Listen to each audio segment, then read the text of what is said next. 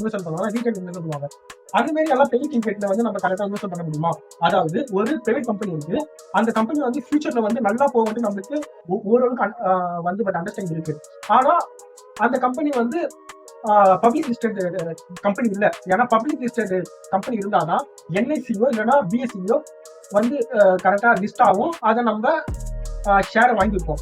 இப்ப private limited company எல்லாம் share மார்க்கெட்ல லிஸ்ட் ஆகாது. அப்ப அந்த மாதிரி நீங்க கம்பெனி வாங்கணும்னு நீங்க பண்ணீங்களா? அந்த மாதிரி நீங்க வாங்கலாம். பட் அதுக்கு சில வெப்சைட் எல்லாம் இருக்கு. இப்ப நீங்க உதாரணத்துக்கு நீங்க சென்னை சூப்பர் கிங் அந்த பிரான்சைசி டீம் இருக்குல்ல, நீங்க அந்த கம்பெனியோட ஷேரை வாங்கணும்னாலும் வாங்கலாம். அதுக்கப்புறம் வந்து கரெக்டா என்எஸ்சி, அதாவது நம்ம ஷேர் மார்க்கெட்ல இன்வெஸ்ட் பண்ணி நிறைய பேர் தெரியும் என்எஸ்சி, அதுவும் இன்னும் ஷேர் மார்க்கெட்ல வந்து கரெக்டா லிஸ்ட் ஆகல. ஆனா அது வந்து பிரைவேட்ல இருக்கு, அதுவும் நினைச்சா கூட நீங்க வாங்கலாம். இந்த மாதிரி டீ டைம் அது மாதிரி நிறைய கம்பெனி இருக்கு.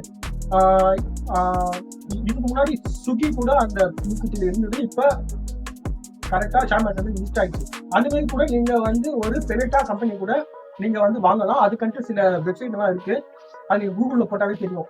இந்த மாதிரி